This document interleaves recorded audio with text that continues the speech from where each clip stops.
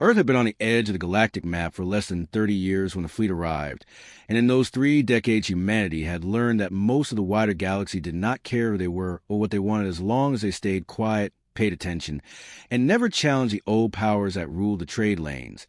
And when the Council transmitted its formal declaration, it was framed as a lesson, not a war, a measured response to what they called repeated human violations of restricted space. Though the truth was simpler and colder, a minor species had refused to bow, and the Council believed an example was needed so that no other rising civilization would dare follow the same path, and the fleet they sent was not meant to conquer Earth or even occupy it, but to strike hard, destroy visible symbols of resistance, and leave behind fear that would last for centuries. And from the command deck of the lead carrier Admiral Korth of the Virell watched the blue planet rotate beneath him with something close to boredom as he listened to reports scroll across his console. Human orbital defenses limited, planetary shields incomplete, fleet presence minimal, and he clicked his mandibles in mild amusement as he addressed the assembled captains over the shared channel, telling them this would be brief and instructive, that the humans would learn what it meant to defy the Council, and that restraint was encouraged only so far as it made the lesson clearer. While far below on Earth, the early warning networks had already lit up, and the data flowed through underground command centers where men and women who had trained for this moment moved without panic, because humanity had known for years that this day might come even if the galaxy believed them naive. And in one such center, Colonel Daniel Brooks stood at a long table with screens hovering above it, his face calm as he listened to confirmation that the Virell fleet had crossed the final boundary and was taking formation over planet. And when the room went quiet, he spoke in an even voice, saying that the example they wanted to make was about a change, and that all units should proceed to Phase 1. And there was no dramatic speech or raised voices, just professionals doing what they had prepared to do. While in orbit the first shots were fired, brilliant lances of energy tearing through outdated human satellites that had been left in place on purpose, their destruction, broadcast across open channels, so the Council observers could see how easily Earth was being stripped of its defenses, and Admiral Korth allowed himself a thin smile as he ordered controlled bombardment of selected targets, major shipyards, visible military bases, and several population centers chosen not for their strategic value, but for their symbolism. And as the weapon cycled and the fleet began its attack, he did not notice the subtle changes in the human data feeds, the way certain. Signals went dark while others spiked briefly and vanished, because to him it looked like panic and failure,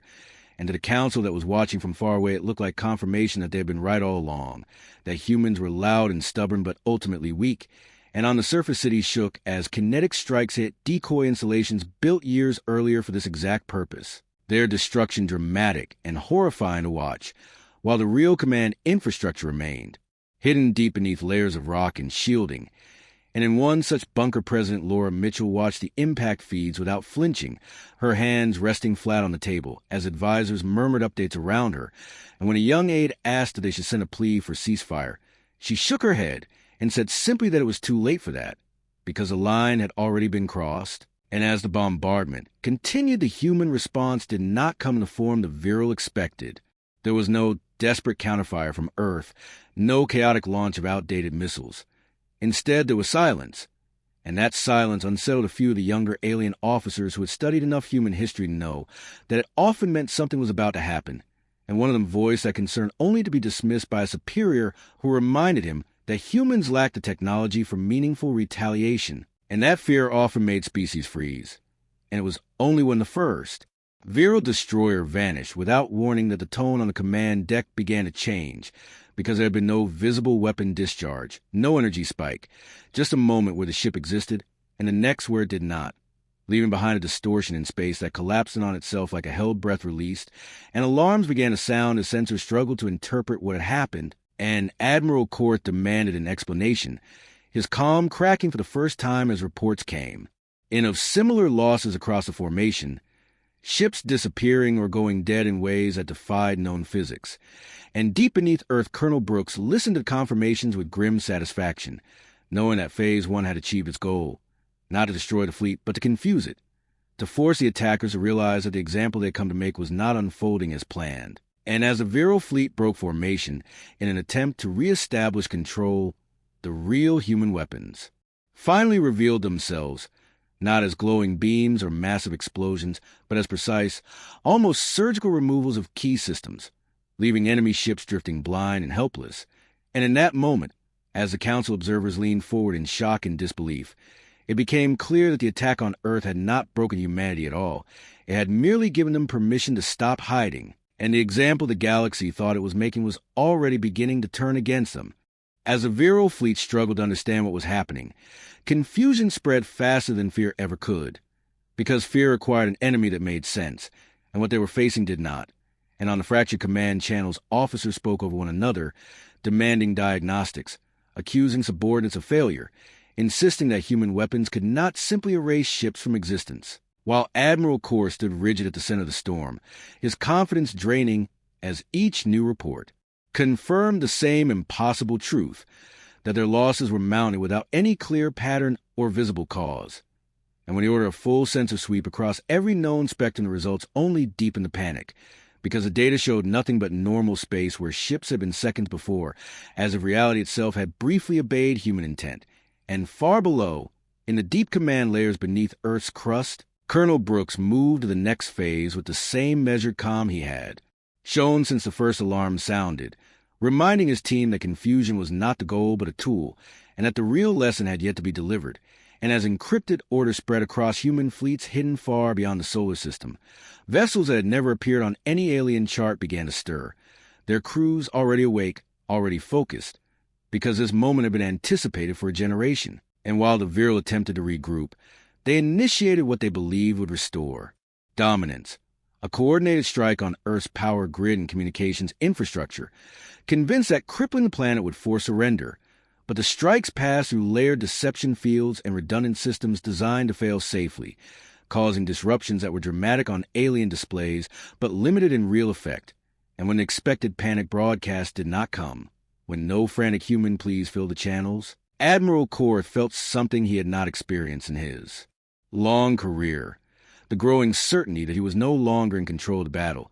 And that realization became undeniable when a human signal finally cut through the chaos, clear, calm, and untranslated because it did not need to be. The message carried on basic mathematical structures every spacefaring species understood, followed by a short-spoken transmission from a human voice that did not shout or threaten, but stated plainly that the attack on Earth had been recorded, that responsibility had been assigned, and that the Virell fleet was now operating under human terms.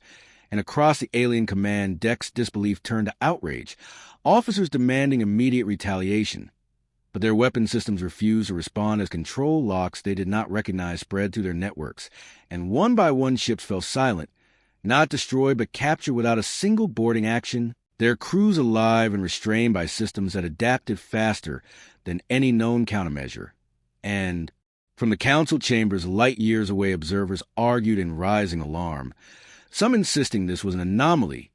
others realizing with dawning horror that the assumptions underpinning centuries of dominance were collapsing in real time. And on Earth, President Laura Mitchell authorized the next transmission, not to threaten annihilation, but to announce that humanity would not retaliate against civilian worlds, that this was not conquest but correction, and that the fleet attacking Earth had become the example it intended to create.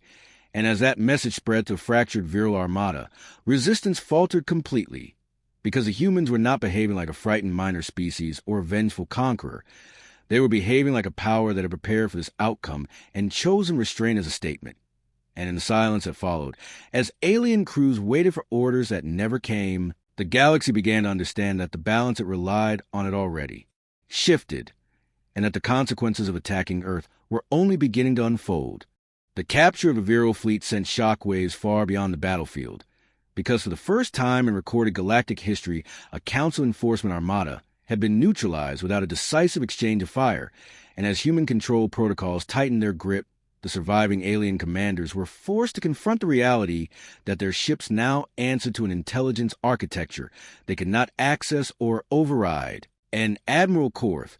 confined his command chair systems, locked them out one by one, demanded parley with Earth's leadership. His voice stripped of authority as he insisted this was a misunderstanding that could still be resolved, and the request was routed through layers of verification before reaching the surface,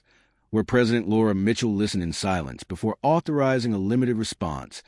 not out of sympathy but strategy, because humanity understood that humiliation alone would not change the galaxy. Clarity would. And when the channel opened, Colonel Brooks stood beside her,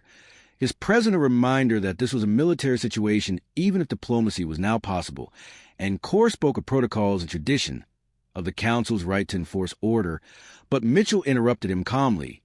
stating that Earth had been attacked without provocation under the assumption that humans were incapable of meaningful response, and that this assumption had been incorrect.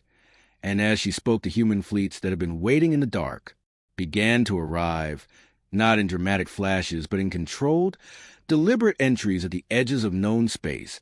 their emergence tracked by Council sensors that struggled to reconcile the numbers appearing on their displays,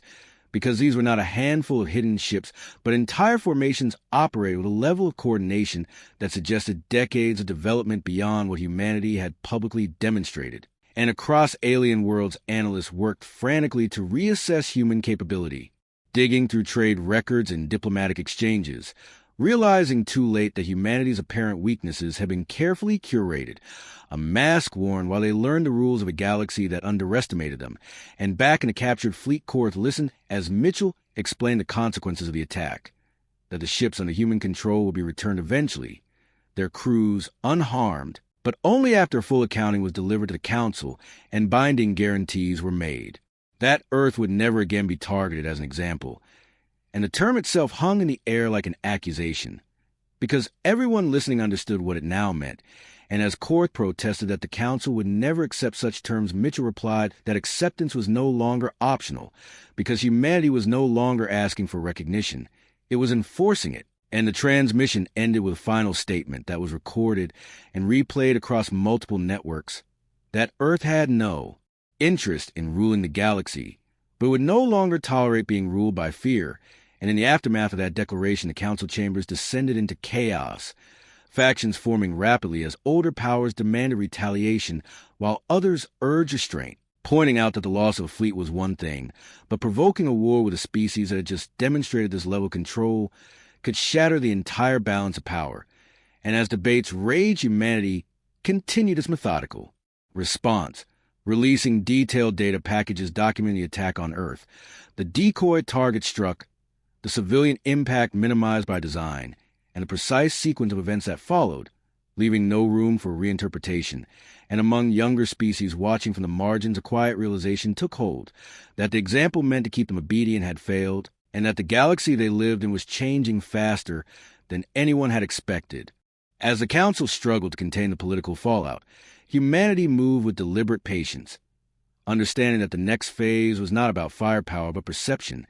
and across secured channels, analysts and diplomats coordinated to ensure that every species watching would see the same consistent message, that Earth had responded only to aggression and had stopped the moment the threat was neutralized. And this restraint unsettled many who were accustomed to wars ending in annihilation or occupation,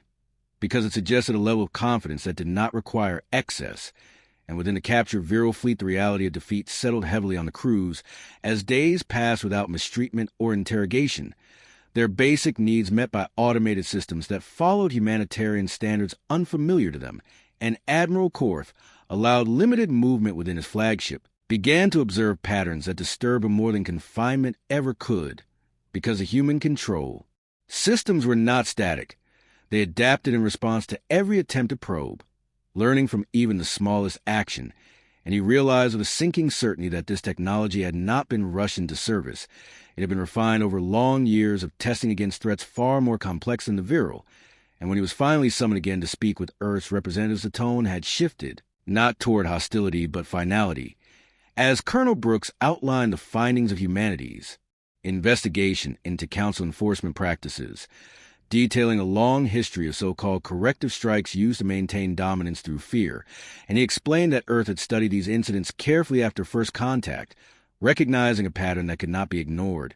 And President Mitchell followed by stating that humanity's response had been designed to break that pattern without replacing it with another form of oppression, because the goal was not to become the next council, but to make the concept of enforced obedience obsolete. And this declaration rippled outward as allied human fleets took up visible but non-threatening positions near major trade routes, not blocking traffic, but making their presence undeniable, and merchants and minor powers quickly learned that those routes became safer under human observation. Piracy dropped sharply, and disputes were more often resolved through arbitration channels hosted by neutral human stations. And while the older powers bristled at this quiet expansion of influence, they found it difficult to oppose without appearing to defend practices that had long been criticized in private. And on Earth, the population adjusted to a new reality, not one of constant celebration or triumph, but of sober responsibility, because the leadership made it clear that this outcome carried long-term consequences, and that vigilance would be required to ensure humanity did not repeat the same mistakes that had led others to rely on fear. As policy,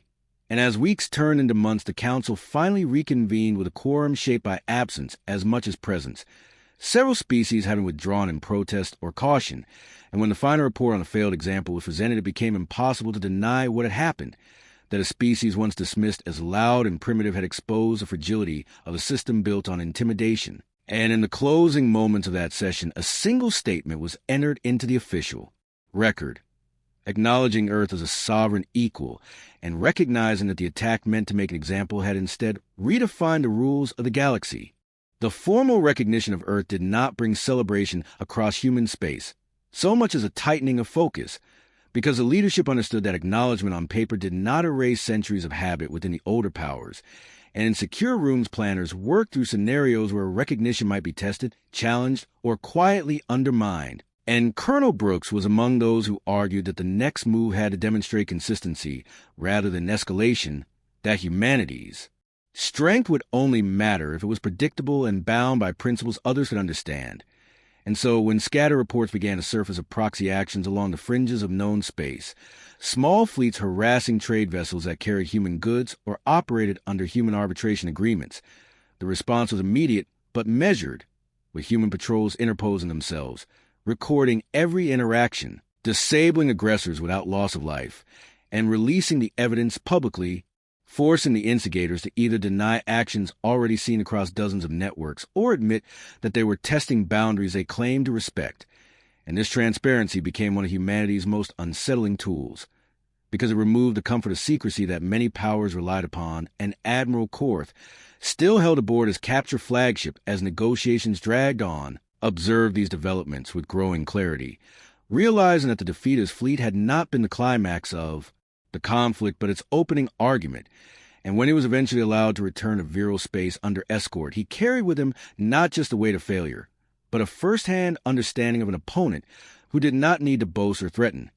And his private testimony began to circulate quietly among those willing to listen, warning that provoking Earth again would not result in dramatic retaliation, but in a systematic dismantling of any advantage used against them. And within the Council, factions continued to clash, some pushing for covert measures to limit human expansion, while others urged adaptation, pointing out that humanity's methods were already reshaping trade norms and conflict resolution in ways that benefited smaller species. And on Earth, President Mitchell addressed the public for the first time since the attack, not with triumphant rhetoric, but with a sober explanation of the path ahead, stating that humanity had crossed a threshold it could not step back from, and that power carried the risk of becoming what it once resisted. And she emphasized that restraint was not weakness, but a choice that had to be made repeatedly. And as her words spread beyond Earth, they were analyzed by alien observers accustomed to leaders who spoke in absolutes. And many found the uncertainty she acknowledged more convincing than any declaration of dominance. And in the months that followed, joint initiatives began to form, research exchanges, shared navigation standards, cooperative defense pacts that did not require submission to a central authority. And while skeptics dismissed these as temporary alignments born of fear, the practical results were difficult to ignore. Incidents of enforcement strikes dropped sharply, trade volumes increased,